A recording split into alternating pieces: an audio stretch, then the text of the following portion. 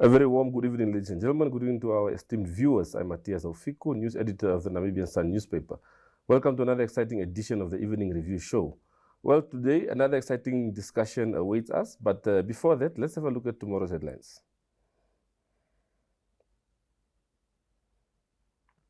Well, in tomorrow's edition, you can expect a story on the anti-poaching rangers graduation ceremony that took place recently.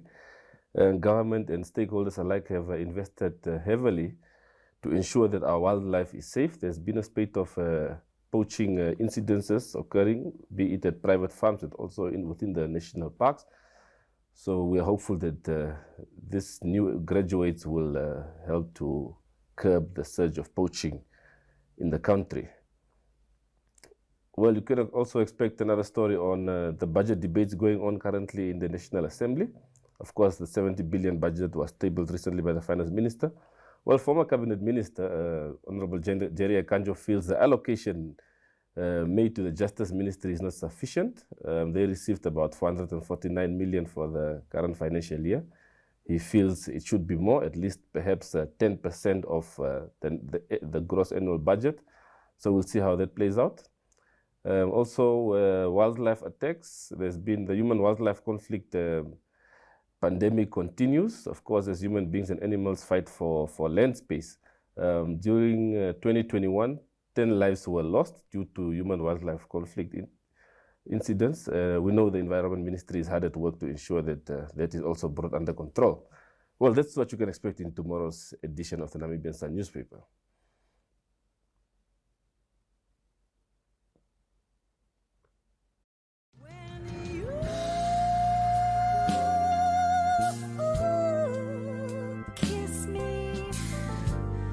I want never to part.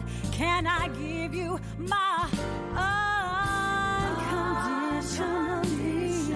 Oh, oh, oh, oh.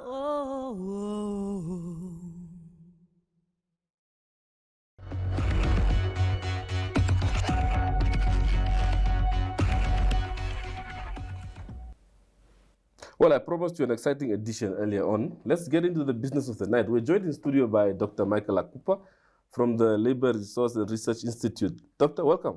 Thank you, and thanks for having us. It's good to have you. Well, it's the first time. Have you been here before? It's the first time. I've never been here. In fact, I never knew you had a studio. No, welcome. I think the situation on the ground prompted us to get you into studio. Let's get right into it. In recent months, there's been a spate of arbitrary visits, well, as some would call it, by political parties, activist movements, visiting workplaces, call it ambushing or whether it's organized, fighting for, as well, that's what they term it, for the rights of workers, calling for better working conditions, which include better pay and so on. Well, what does the Institute make of this development? Well, I think it's a new development for the country. We've not seen it before. Well, yes, the recent developments are quite interesting, and I think they are worthy a conversation like the one we're having here. But I think it can actually even be extended beyond, because it's developing more or less like a phenomenon. But I think such developments may not just happen out of the blue. One could view it in a sense to say that there is some sort of vacuum in that space where these new players or other players are coming in and playing their role in a sort of an unorthodox style. Yeah. We know that Namibia has a praised legal framework, especially when it comes to the area of or the space of work, but we know it's not the best. But at least it creates certain avenues in which all those concerned should be able to play. For example, there is a tripartite, and the tripartite should be able to engage through social dialogue. Yeah. Now, in this case, we may view it in a way that maybe one part of the tripartite, or let's say or the whole tripartite is chartering into new waters. Why are we saying that? Because labor is becoming more deregularized, although not legally, and it's becoming also more flexible and largely informal. So this kind of phenomena is making it actually difficult for trade unions to organize workers so that they become their members, and so that matters of this nature are dealt with at the level of the tripartite through the social dialogue. Equally, the government is also getting it a little bit difficult to regularize or administrate the working space. So thus you then end up having the employer now in this regard, which is the third part of the tripartite. That's why you end up having the employer also then doing things that are either beyond the law, or that, or if they are within the law, they may also have some sort of shortcomings. But now in this particular case, we are speaking about accessibility to the workspace, which is largely a private space. And I think Section 65 of the Labour Act, I think if I'm not wrong, speaks to this issue of access to the work of to the space of work. And I think this is the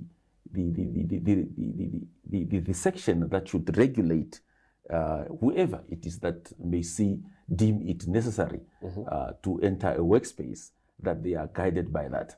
So as it is quite clear that this section is not being considered by whoever it is that is entering a workspace that is private, for that matter, and as such, there could be consequences certainly following thereafter.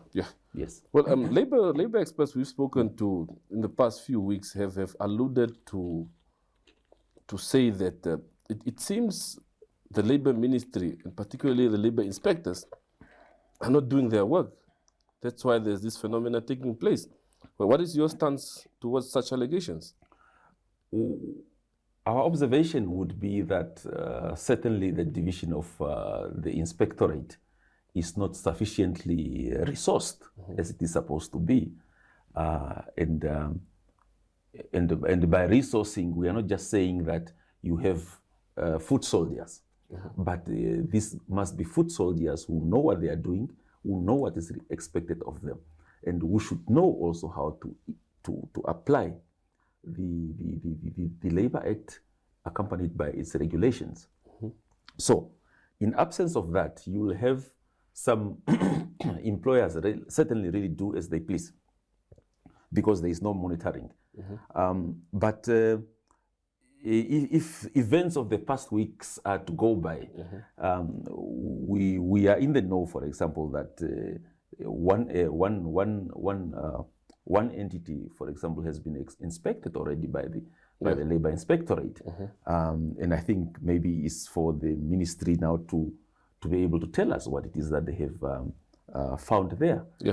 And equally, the inspectors must not also just be they must not be reactive in their strategy, but they must also be proactive. This is to say that there should be constant literacy about the Labour Act and how it is supposed to work, and how that relationship is to be nurtured. Yes. So there's also been the question lingering to say that the recent new ways of doing things in terms of fighting for the rights of workers, well, be it right or wrong, some say this is sort of an indictment on unions, on trade unions. Well, one can look at it in two ways.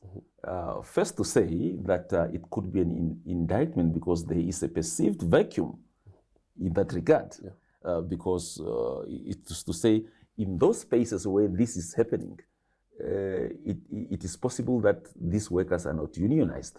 So thus, there will be an opportunity for those that may come in to come and play that role.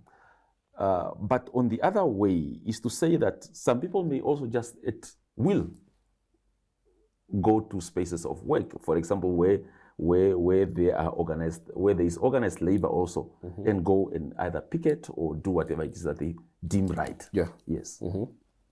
So one would also like to juxtapose the current happenings to what happened in the past.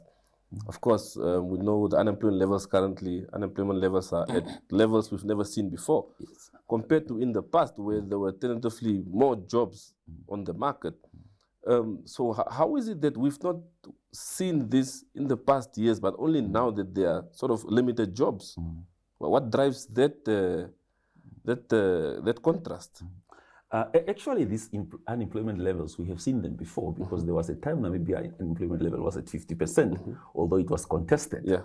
But if you go by the data sets of the NSA, actually the current figure was the figure of unemployment youth already in 2014-15. Yeah. So this we have seen already, but is to say not officially. Well, it was official, but it was contested. Okay. Yes, but is to say, but is to say that there were just no manifestations. Yeah. And there's one thing we need to appreciate here. What we need to appreciate is the number of informal employment that is being created, but that hasn't been recorded as such. Yeah. And thus, one could also argue that that component has silenced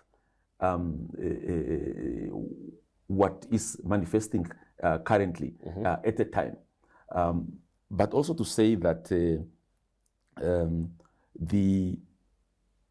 there is kind of like, there is a development, and this development gets to be informed by what is happening also in the region. Yeah. So like currently we have seen what's going on in South Africa, although it's really very sad in the seriousness of the issue. Yeah. But people are reading. This information is in the social media out there. This information is on television there. So there are also ways, people are learning new ways of dealing with issues of this nature. Yeah. Yes. You seem to be hinting that there is a shift in the way we perceive work and the workplace itself. Yeah. So going forward, from a legislative perspective also, is there need to make some changes in that regard to ensure that perhaps legislation also moves with times as to what a job is in today's world? Yes, certainly, because when you see it as how employment is defined in the current Labour Act, and in terms of what is happening now, that already warrants us to start to think in terms of how legislation should reform. In fact, we have already been advocating to say that the implementation of the Labour Act should cover all areas of employment, Yes. whether it is in the formal or in the informal economy area. Because while in the formal setup it is very easy to implement it, it becomes challenging to implement it in the informal sector. So how can the Labour Act be reformed or amended so that it speaks to the current reality? Because at the moment we are doing about 60%. After the 58 or 56% that was recorded by the NSA 3 years ago. Yeah. But I think we can compute and say we are probably doing 62 now or 64. So we need to do that. Whether it's a Social Security Act, we need to look at it in that regard and say, how can it also be reformed so that it can speak to the current way of work? And in fact, the International Labour Organization already has called on nation states or member states to say, in its recommendation 204, to say that the government should begin to appreciate informal economy actors, should begin to transition so that they embrace components of decent work. Yeah. Yes. Of course, unions depend on organizations, on institutes like yours for expert advice on what lies ahead. How should we position ourselves as a union to remain relevant? Yes. And we'll go on a short break and we'll come and tackle that topic when we come back. Certainly. Thank you. Yes. Adam Tas is coming to Windhoek to help build a brighter future for education. Join us at the Sounds of Caring concert at Windhoek High School Vegkop on 20 and 21 May, where he will be performing with Von Arends and Rian Smith. Tickets cost $200 Namibian and are available via eticket.my.na. All proceeds go towards the African Child Development Trust.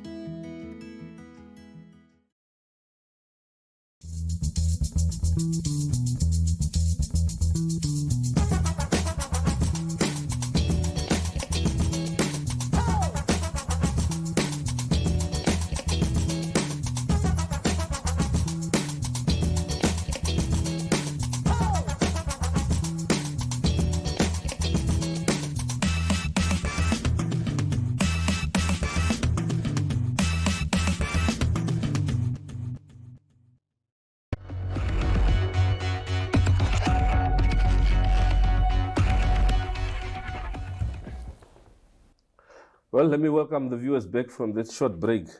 Dr. Akuupa, welcome back to you too. Thank you. Let's continue our conversation.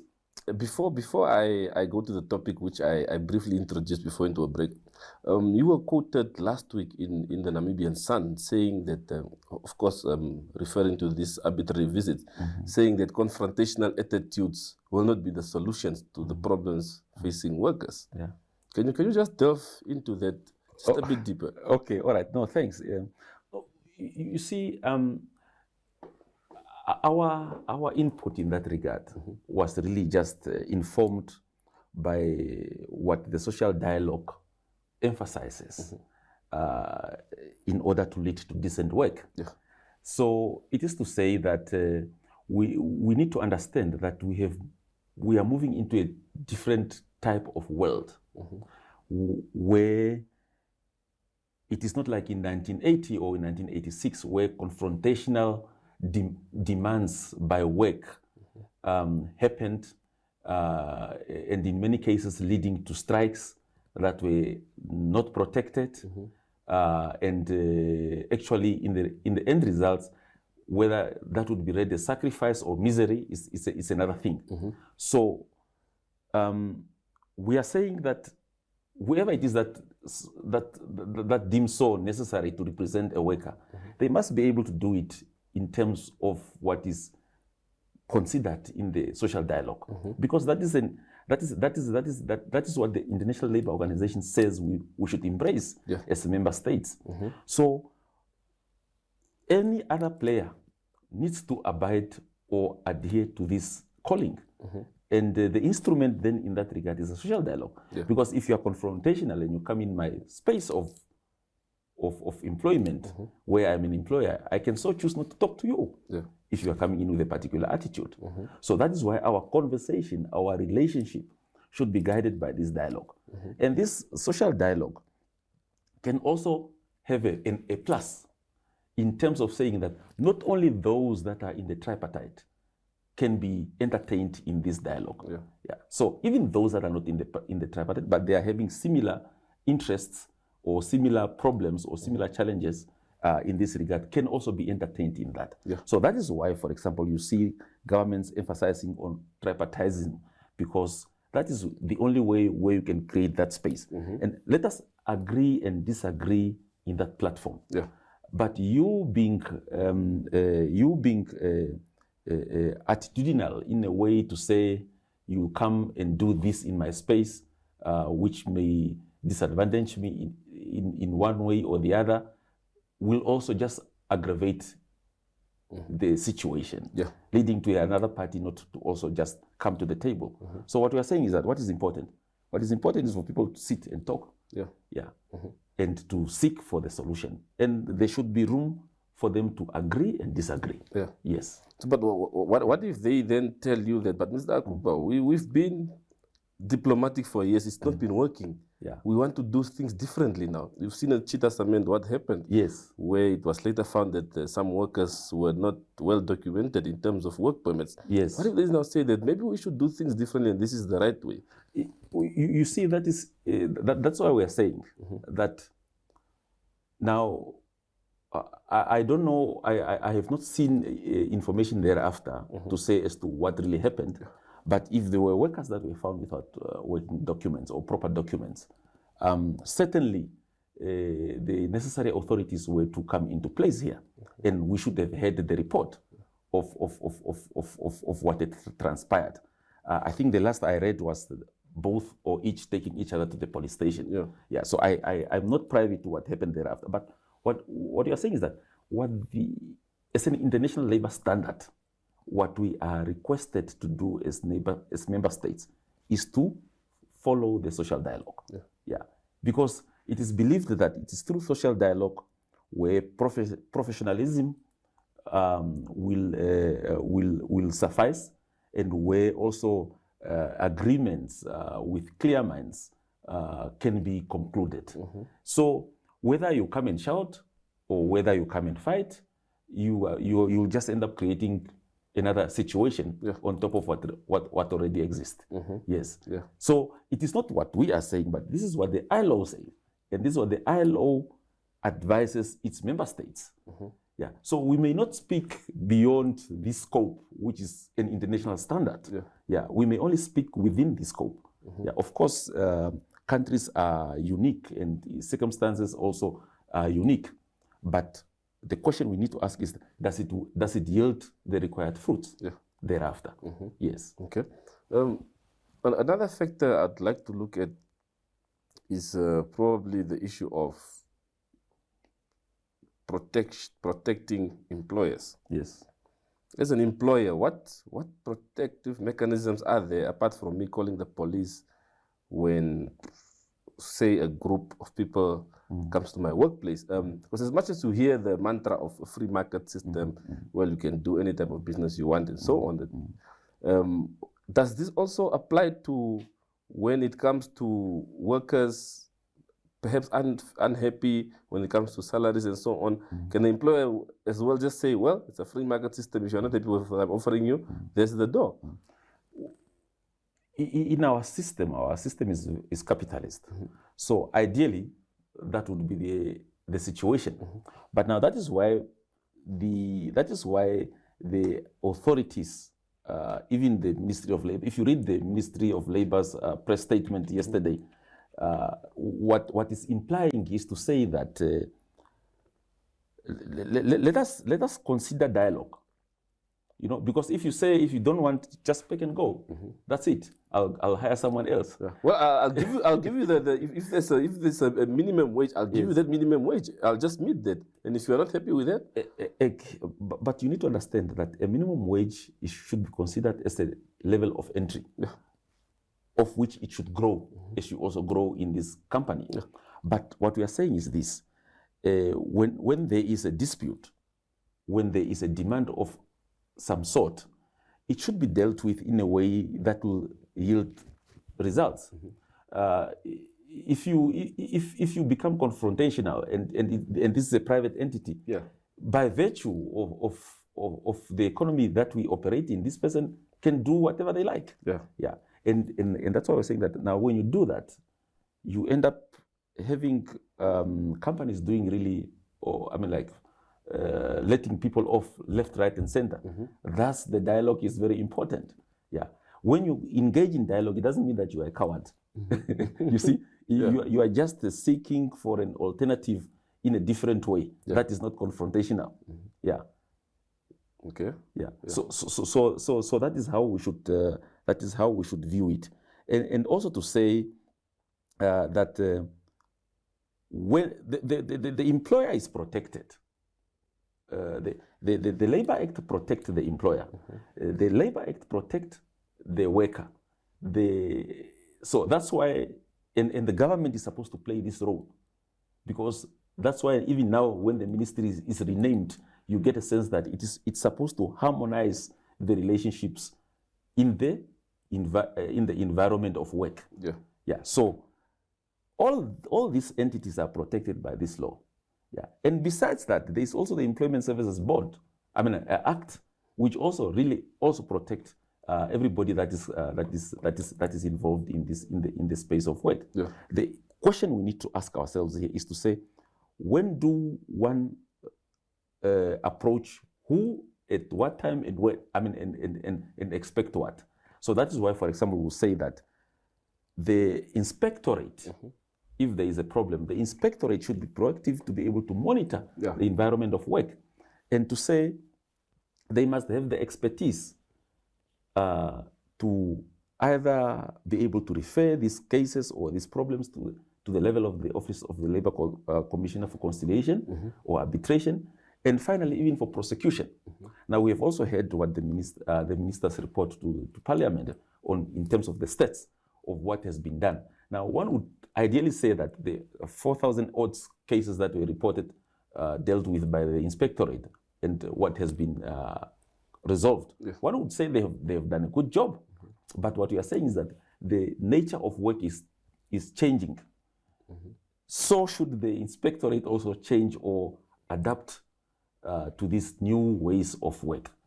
Because workers are not only those that are in the China construction company or in government or wherever, but even those that are in shebeens, they are workers.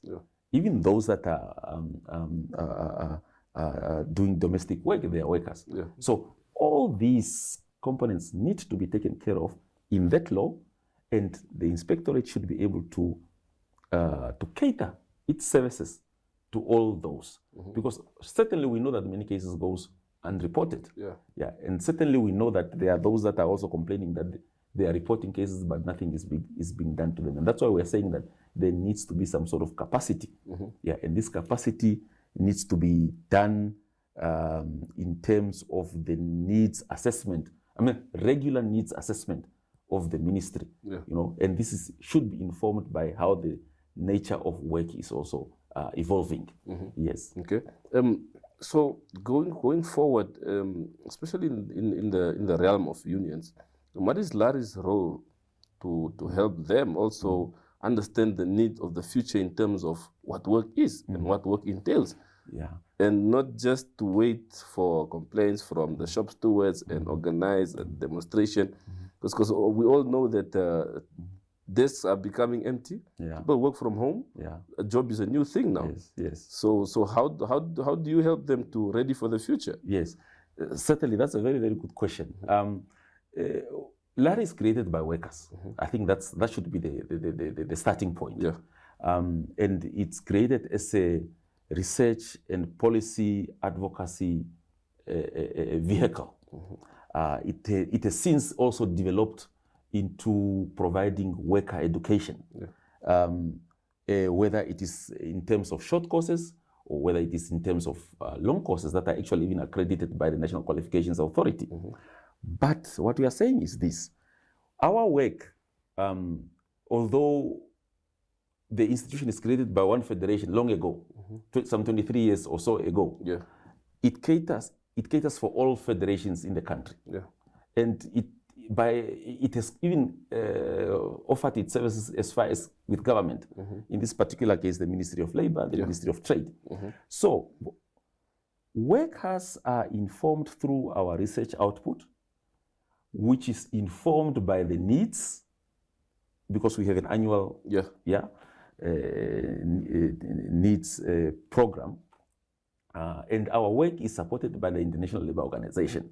So in essence, what we are trying to say is that, for example, like even now, in the following month, May, we'll be releasing 2 crucial papers. One of them is exactly about the issue we've mentioned of work, that desks that have become empty at the office space and moved to home, to explore this critical change as a result of COVID. We have also, since Namibia also ratified Convention 190 of harassment at the workplace, we have also the final draft is done. We are just really polishing it, laying it, so that we publish these things in the month of May, because then we have major activities going on as our partners from the International Labour Organizations will be here. So we do this. These services we are providing to unions. But now, as much as we provide them to unions, how they are going to use it becomes not our mandate. It becomes their own mandate.